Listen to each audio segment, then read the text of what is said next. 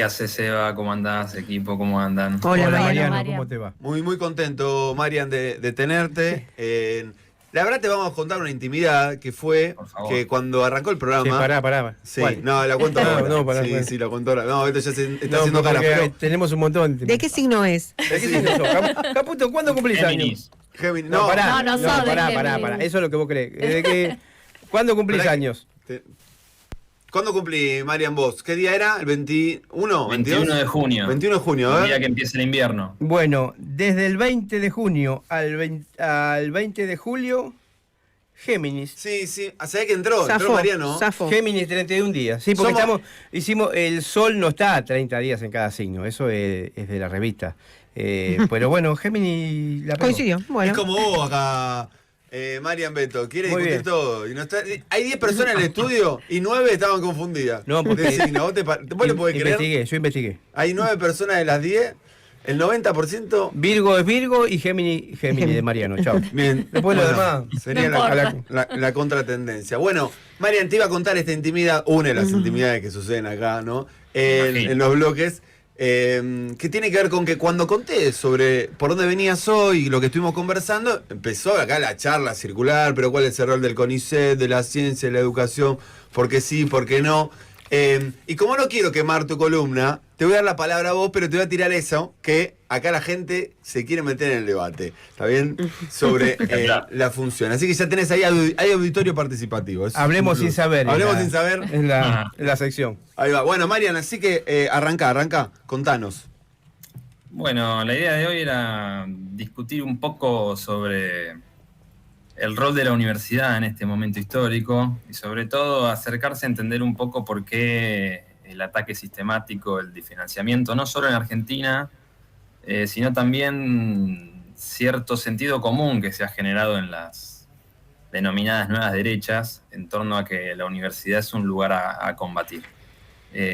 Como bien sabemos, en estas semanas ha terminado el primer cuatrimestre para muchos estudiantes que acaban de iniciar su recorrido en la universidad pública y para otros que no, que tienen sus años. Y fue un cuatrimestre atravesado por paros, movilizaciones, mucha pérdida de días de clase, y todo indica que así seguirá esta cuestión, obviamente por el desfinanciamiento sistemático y por la pérdida del poder adquisitivo de quienes dan clases y están a cargo de las comisiones y las cátedras universitarias. Y toda esta situación que vivimos en Argentina, me pareció interesante leerla a raíz de una noticia que salió en el Washington Post, de que uno de los millonarios de las finanzas y de las empresas tecnológicas, llamado Mark Andreessen, que es un tipo que está entre los 2.000 millonarios más ricos del mundo, tiene un patrimonio de $2 billones, el amigo, no le va nada mal con las finanzas y la tecnología. Se filtró un chat en un grupo de empresarios y gente preocupada por la inteligencia artificial en el que el tipo decía que las universidades deben pagar el precio por las políticas de inmigración y de género y diversidad que sostuvieron en los últimos años.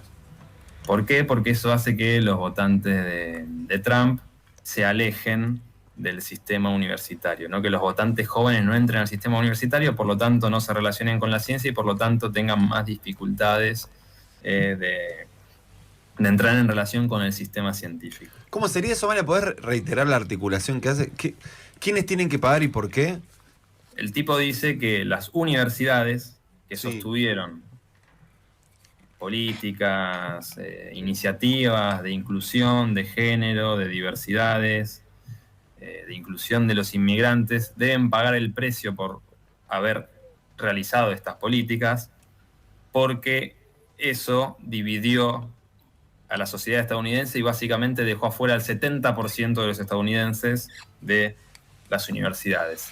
O sea, el tipo está responsabilizando a las universidades estadounidenses que llevaron adelante ese tipo de iniciativas de haber excluido del sistema universitario a los estudiantes que votan a Trump. Esto se filtró en un chat grupal en el que este multimillonario informático financiero, que viene más que nada del mundo de las finanzas, atacó por este motivo a las universidades.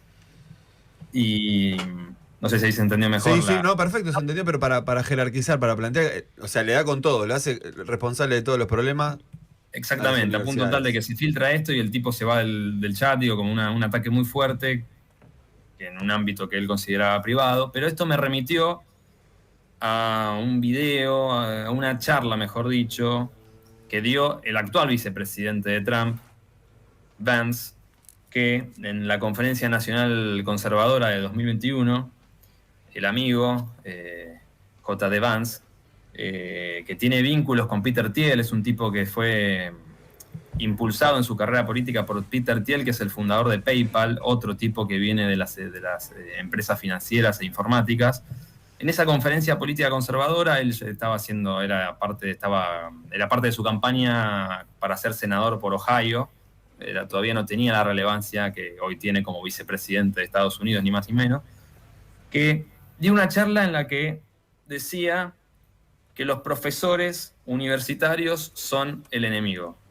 En estos términos, año 2021, conferencia política conservadora en Estados Unidos, actual vicepresidente de Trump, en ese momento sin tanta relevancia, pero con muchos vínculos con el empresariado informático financiero, dice, los profesores universitarios son el enemigo. ¿Por qué? Y esto conecta un poco con el cierre de la discusión anterior que tenían sobre el Garrahan, porque ahí creo que Gris era la que planteaba, bueno, no puedo creer que tengamos que discutir esto. Y hay muchas cosas que estamos discutiendo, porque los sectores conservadores, desde Estados Unidos, irradiando cierta inteligencia de derecha de Estados Unidos, se propusieron atacar sistemáticamente al sistema universitario. Fíjense por qué, cómo lo expresaba Vance en 2021. El tipo decía, ¿no?, en esta charla, las universidades controlan el conocimiento en la sociedad. Controlan lo que es verdadero y lo que es falso, controlan la credibilidad de las ideas. Y las universidades, decía, no son amables con los conservadores y han llevado a Estados Unidos a crear guerras culturales falsas. Por ejemplo, considerar que Estados Unidos es un país racista y malvado por sus orígenes. Entonces, el tipo decía, ¿no? Los docentes de las escuelas les enseñan a los niños que Estados Unidos tiene un pasado racista, un pasado malvado. ¿Dónde aprenden eso los docentes del secundario? En las universidades progresistas. Entonces, ¿qué debe hacer una política conservadora? Atacar a las universidades. ¿Y por qué traigo esto que parece muy lejano, que tiene unos años, pero que se articula con toda la conflictividad de este cuatrimestre? Porque me parece que hay una pregunta interesante para hacerse de por qué el ataque sistemático al sistema universitario, por qué el ataque sistemático a instituciones de prestigio como el Garrahan. ¿Qué se le juega a las nuevas derechas en atacar de manera sistemática a este tipo de instituciones? ¿Es solamente una batalla contra el déficit fiscal, que tiene que ser dada a rajatabla y esto tiene un carácter aleccionador? O más bien, tal vez, y esto es lo que yo quiero sugerir, más allá del argumento fiscalista, de la cuestión del déficit fiscal en el caso de argentino, me parece que hay una acción concertada de estos movimientos de extrema derecha que se propusieron librar esta denominada batalla cultural a partir de discutir cuáles son los criterios de legitimidad de los saberes, cuáles son los criterios de construcción de lo verdadero y de lo falso, y por lo tanto también hay una búsqueda de poner en tensión qué debe ser la ciencia, qué debe ser el saber y qué debe ser la educación en este momento histórico. O sea, ¿al servicio de qué tiene que estar eso? ¿Cuál es el argumento ramplón, simplón que arman? Bueno, esto estuvo en los últimos años dirigido a cuestiones de género, de progresistas, de minorías. Y me parece que si nosotros pensamos en lo que pasa hoy en Argentina y en cómo nos cuesta entender las políticas que llevan adelante, cómo nos cuesta entender lo que están atacando, me animo a decir que, para cerrar y abrir la discusión, así nos vamos a las manos como corresponde, que cuando se ataca al Garrahan de la manera en que se lo hace, cuando se desfinancia a las universidades de la manera en que se lo hace, la pelea va más allá de un argumento fiscalista o del déficit fiscal. Creo que estas instituciones tienen la virtud o la característica o la tendencia a imponer, en términos de una experiencia social, una temporalidad diferente, una temporalidad otra, distinta a la lógica del capital, de la acumulación, de la racionalidad instrumental, del cálculo-beneficio, del conocimiento, el saber y la ciencia puestas en función de una acumulación económica, porque ya sabemos que en las aulas se juegan cosas que no tienen que ver con una trayectoria clara, escalonada, ni siquiera con el éxito económico eventualmente. ¿Las universidades son un lugar de resistencia? Y depende, o sea, eso no es claro. Son lugares abiertos a las contradicciones. Pero por lo pronto sabemos que una universidad pública es un lugar para que alguien entre y haga lo que quiera hacer, haga un recorrido que tiene características que no necesariamente responden al mercado. Y me parece que hay ahí una lucha, una batalla que ha sido sistemática y se propusieron tensionar qué es lo verdadero, qué es lo legítimo en torno a las ideas y qué es el conocimiento, ¿no? Y eso a nosotros nos deja un poco sin respuestas porque justamente no podemos creer qué es lo que estamos discutiendo. Pero tenemos un quilombo, cosas, sí, porque toda respuesta que nosotros lleguemos a dar, ¿no? No va a ser parcial, va a ser extra mega archiparcial. Así que tenemos la de perder, Marian, porque nos tiraste como muchas máximas, así que estás mirando la cancha. Acá se surgió una charlita, sí, ¿no? Así una discusión, pero sí, una charlita ver, con respecto al CONICET y a las investigaciones y las que son importantes o no. Yo que soy de lo viejo funciona, de ese lado, por una cuestión generacional. No tenés otra. Lo que no tengo otra, no. Les decía acá a Seba y a los chicos que un poco tiene que ver con esto de plantear la practicidad o la inmediatez del resultado de cualquier investigación que se haga, ¿no? Que, no, porque si no sabes por qué miras al gusanito o qué objetivo tiene o qué resultado concreto vas a obtener, es dinero perdido. Siempre la economía relacionada a lo monetario, ¿no? No a otras cuestiones. Entonces, esto de la suma de saberes, del aprendizaje colectivo, de la investigación colectiva en este caso. El tema es correr de foco. Si no tengo, es un poquito lo que los chicos dicen en la escuela muchas veces, ¿y para qué quiero saber filosofía? ¿Para qué quiero saber matemática? ¿No? Esta cuestión pragmática de que si no tiene un resultado inmediato, entonces lo descartamos. Que es un poco lo que planteó este gobierno cuando hablaba de los investigadores y si son ñoquis o son recursos mal gastados.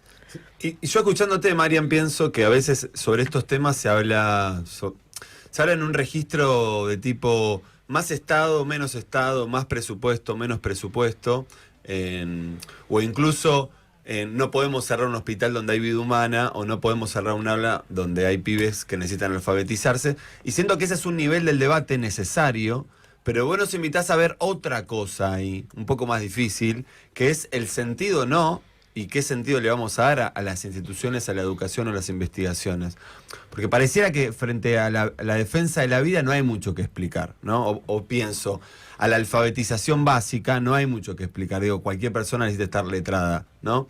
Sin embargo, cuando uno piensa en algunas discusiones un poco más complejas respecto al campo en el que se desarrollan, digo, ejemplo a nivel secundario también, ¿no? Muchos de nosotros somos docentes de secundario y decimos, discutamos para qué están los chicos acá en el secundario, porque si no tenemos un modelo educativo más allá del general, vamos a hacer una guardería en cualquier momento, aunque hay muchas escuelas que se parecen a eso, ¿no? Pero digo, vos nos invitás a pensar otra cosa, que tiene que ver con el tiempo, a ver esto de la temporalidad educativa, universitaria. Yo me gustaría que entres ahí, porque recién dijiste que cada institución puede tener sus propias características, sus propias disputas, pero ¿qué sería discutirle al tiempo capitalista o al tiempo productivista?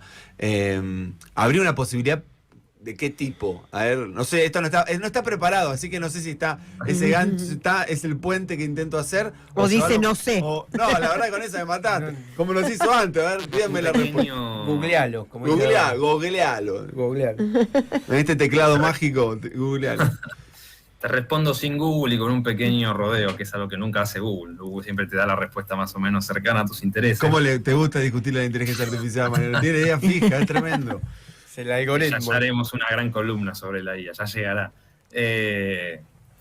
Pero yo tengo una hipótesis que es que la condición de duración de estos movimientos de derecha más novedosos no tiene que ver con su éxito económico, sino con lo que ellos llaman y se han apropiado, que es la batalla cultural. Porque en algún momento van a fracasar económicamente y la sociedad mirará otra cosa y elegirá otra cosa. Pero sin embargo, si uno mira lo que viene pasando, Trump perdió y volvió, Bolsonaro perdió por nada contra Lula y se mantiene muy activo en la vida política, y uno ve un crecimiento o al menos una sostenibilidad de estos movimientos de derecha. Yo creo que tiene que ver más con una identidad de índole cultural. ¿Y con esto a qué me refiero? A cierta configuración de modos de vida, de sentidos del existir, de la experiencia, que se articulan con un desligamiento de una experiencia social más vinculada a lo común y a lo público, pero no simplemente en los términos de esta discusión que vos traías, Seba, de más o menos Estado, sino de que hay algo de la vida universitaria pública, hay algo de lo que es la vida del Garrahan que tiene que ver con una experiencialidad de lo social que suspende, aunque sea por un tiempo, esta lógica de valorización que parece imponerse hoy en día en cada ámbito de la vida, en el sentido de que no es que todo lo que uno hace tiene un fin o un rédito económico inmediato, y no todo lo que uno hace adquiere sentido en función de su capitalización en el mercado, que es un poco lo que decían recién, lo que decía recién la compañera, que eso se ve mucho en las aulas, ¿no? Bueno, ¿para qué me sirve? Pero inclusive ¿para qué me sirve en un sentido económico? Si uno ve cuál es el criterio por el cual se ataca al CONICET o se ataca a las universidades, bueno, si no puede obtener financiamiento tal proyecto de investigación en una empresa o en un sistema de financiamiento privado, es porque ese proyecto no tiene sentido. Porque ¿cuál es el único criterio de validación social? El mercado. Entonces, cuando Vance, el vicepresidente de Trump, en 2021 decía los profesores son el enemigo, había una rúbrica, ¿no?, de batalla cultural, de la cuestión del racismo, de las políticas de género, de inclusión, de inmigración, pero también es esto, que todo lo que aparece como una reivindicación de un orden que no tenga que ver inmediatamente con lo económico, se vive como una molestia, como una disrupción, como un ataque. Entonces, como un ataque a esa forma de vida más empresarial, económica, capitalista. Entonces, mal que bien, o bien que mal, las universidades e instituciones como el Garrahan funcionan, no sé si por mérito de la dirigencia, sino más bien por mérito de las décadas acumuladas de quienes componen esas instituciones y entregan su vida en un sentido, porque ¿cuál es el gran problema también con la universidad pública? Que el docente, por más que gane 200, 150 mil pesos, y va a sostener esa clase, porque ahí se juega algo que no tiene que ver inmediatamente con lo económico, y esto no tiene que ver con reivindicar la precarización y al docente héroe, todos estamos en contra de eso. Sí, sí. Se nos trabó. Yo sigo ahí porque sostengo otra cosa, sostengo una tradición. Se congeló un poquito tu imagen, pero seguí. Okay. Sostengo una tradición. Eso último sí se. Respecto a la precarización y cómo el docente va a estar ahí. Exactamente, sostiene una tradición, una postura ética que tiene que ver con la relación con cierta disciplina, con cierta ciencia y con cierta convicción de lo que debe ser una institución de esas características.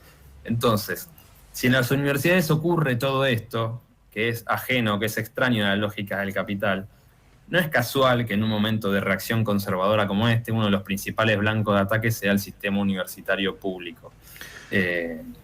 Justamente porque tiene este poder de suspensión. Ahí, sí, está muy interesante, Marian. Ahí le estás dando sentido a la batalla cultural, ¿no? Que todo es marxismo cultural, lo que te ofrecen es capitalismo tardío y extremo. Me parece que va un poco por ahí, ¿no? La clave de lectura respecto a la temporalidad tiene que ver con imponer ciertas lógicas capitalistas, ¿no? Pero que en algún punto yo coincido con vos, pero hay algo del registro que nos traes que está muy distante de los registros mediáticos, políticos, ¿no?, que uno escucha, y que lejos estamos, ¿no? Por eso yo traía esto de la discusión por el Estado o por la humanidad o no humanidad, sino que a los debates, a los sentidos de las instituciones hay que seguir conversándolos. Así que te agradecemos por eso, por poner en palabras complejas también, ¿no? Pero necesarias para este momento, Marian. Bueno, siempre es un placer estar acá pensando y toda esta cuestión yo creo que no tiene que ver tampoco con un registro discursivo, ¿no? Sino que la política pública tiene que crear espacios para que esta experiencia efectivamente ocurra. Digo, pensemos en un lugar como Tecnópolis. Tecnópolis también representaba eso y también suspendía estas lógicas, ¿no? Sí. Pero pareciera que en los últimos años nos hemos olvidado de que por ahí hacer política era brindar esta experiencia de lo social. Bueno, así que defensores de lo social, de la experiencia colectiva, me gusta ahí, Marian, esa línea. Muchas gracias por acompañarnos, Marian, y bueno, te esperamos en una próxima oportunidad. Dale, Marian. Por supuesto, será un placer. Gracias, Termine muy bien su sábado. Igualmente, gracias. Bueno.